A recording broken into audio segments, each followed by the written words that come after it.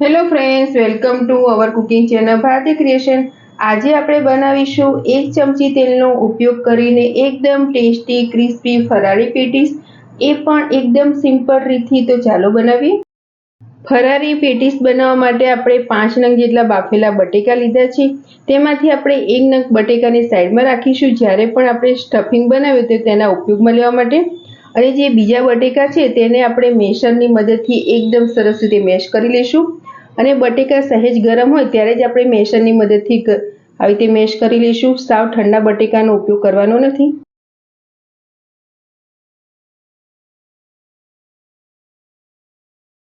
બટેકાને આપણે સરસ રીતે મેશ કરી લીધા છે। હવે તેમાં આપણે ટેસ્ટ પ્રમાણે મીઠું મિક્સ કરીશું।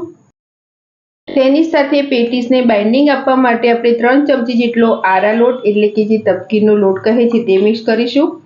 તેની જગ્યાએ તમે સિંગોડાનો લોટ પણ લઈ શકો છો। હવે આપણે આ બધું સાથે મિક્સ કરી દઈશું। લોટનું પ્રમાણ આપણે ઓછું રાખીશું જેથી પેટીસનું જે આઉટ લેયર છે તે સરસ રીતે ક્રિસ્પી બને।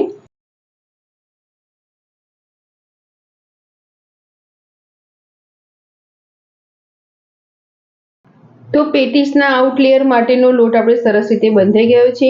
અને જે આપણે આમાં તપકીરનો લોટ કે આરા લોટ તમે જે મિક્સ કરો છો તે તમને કરિયાણાની દુકાને આસાનીથી મળી રહેશે।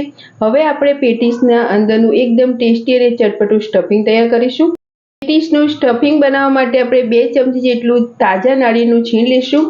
જો તમારી પાસે તાજા નાળિયેરનું છીણ ન હોય તો તમે જે સૂકા નાળિયેરનું છીણ મળે છે તે પણ લઈ શકો છો। 2 ચમચી જેટલો સિંગદાણાનો ભૂકો, અડધી ચમચી ગરમ મસાલો, અડધી ચમચી મરી પાવડર, 10 થી 15 નંગ જેટલી સૂકી દ્રાક્ષ, 4 થી 5 નંગ કાજુને આપણે એકદમ ઝીણા કટ કરી લીધા છે તે કટકા। સ્ટફિંગ સહેજ સ્વીટ હોય તો ખૂબ જ મસ્ત લાગે છે, એ માટે આપણે 1 ચમચી જેટલી ખાંડ લઈશું। તીખાસ માટે આપણે આદુ અને મરચાંની જે ક્રશ કરીને લીધા છે તે પેસ્ટ લઈશું। થોડા ઝીણા સમારેલા લીલા ધાણા, ટેસ્ટ પ્રમાણે મીઠું મિક્સ કરીશું। સ્ટફિંગ સહેજ ખાટું, ગળ્યું અને તીખું હોય છે એટલે આપણે 1 લીંબુનો રસ લઈશું। 1 નંગ બટેકાને આપણે હાથેથી મેશ કરી લીધું છે તે લઈશું। જે આપણે પહેલા 1 નંગ બટેકાને સાઈડમાં કાઢ્યું હતું તેનો આપણે અત્યારે ઉપયોગ કરીશું। હવે આ બધું જ આપણે હાથેથી મસળીને સાથે મિક્સ કરી દઈશું। આપણે જે પેટીસનું સ્ટફિંગ બનાવીશું તે સહેજ ચટપટું હોય તેવું જ બનાવીશું, જેથી જ્યારે પણ આપણે આ પેટીસ ખાઈએ તો તમે કોઈ પણ ચટણી વગર ખાઓ તો પણ સરસ જ લાગે। કારણ કે આપણે જે આઉટલેટ બનાવ્યું છે તેમાં એક પણ મસાલા આવતા નથી, તેથી આ સ્ટફિંગ આપણે સહેજ ચડિયાતું બનાવીશું। બધું જ મસળીને આપણે સાથે મિક્સ કરી દઈએ। પેટીસનું સ્ટફિંગ આપણું સરસ રીતે તૈયાર થઈ ગયું છે। હવે આ સ્ટફિંગમાંથી આપણે નાના નાના બોલ્સ વાળી લઈશું। એકદમ નાના બોલ જ વાળીશું જેથી જ્યારે પણ આપણે પેટીસ બનાવીએ તો તેમાં સરસ રીતે આવી જાય। બધા જ મિશ્રણમાંથી આપણે એક સરખા સરસ રીતે બોલ વાળી લીધા છે। હવે આ બોલ્સને આપણે સાઈડ પર રાખીશું। હવે આપણે પેટીસ બનાવીશું એ માટે જે આપણે આઉટ લેયર માટેનું મિશ્રણ બનાવ્યું હતું તે લઈશું અને હાથ ઉપર આપણે સહેજ તેલ લગાવી લઈશું। જ્યારે પણ આપણે પેટીસ વાળીએ તો તે હાથ પર ચીપકે નહીં। અને જે આપણે જે પહેલા પોષણ તૈયાર કર્યું છે તેમાંથી થોડું પોષણ હાથમાં લઈશું અને તેને સહેજ આપણે ચપટો આવે તો ટિક્કી જેવો શેપ આપી દઈશું। તેમાં જે આપણે આ નાના બોલ્સ બનાવીને રાખ્યા છે તે અંદર મૂકીશું અને ચારેય બાજુથી સરસ રીતે કવર કરતા જશું। અને આ પેટીસ છે તે એકદમ સહેલાઈથી સરસ રીતે વળી પણ જાય છે। અને હવે આપણે આને ગોળ બોલ્સ જેવું વાળી લઈશું।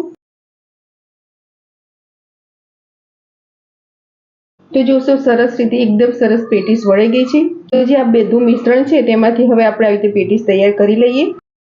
બધી જ પેટીસને આપણે સરસ રીતે વાળી લીધી છે અને આ પેટીસ આપણે મીડિયમ સાઇઝની બનાવીશું, કારણ કે અત્યારે આ પેટીસ આપણે તળીને બનાવતા નથી, પરંતુ સાવ ઓછા તેલમાં બને તે રીતે બનાવીશું।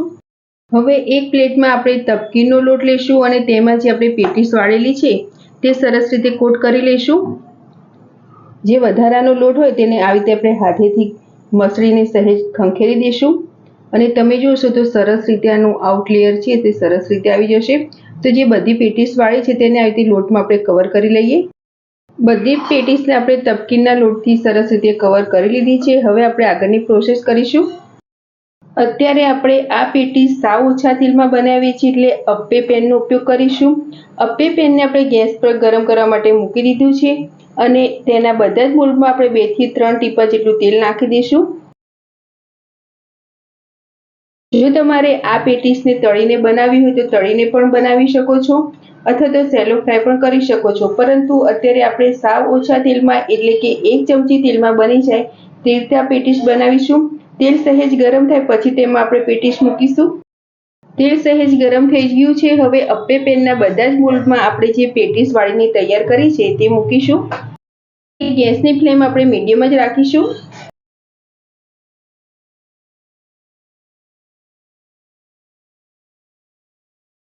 મીડિયમ ફ્લેમ પર આપણે હવે 1 થી 2 મિનિટ માટે નીચેની સાઈડ થવા દઈએ.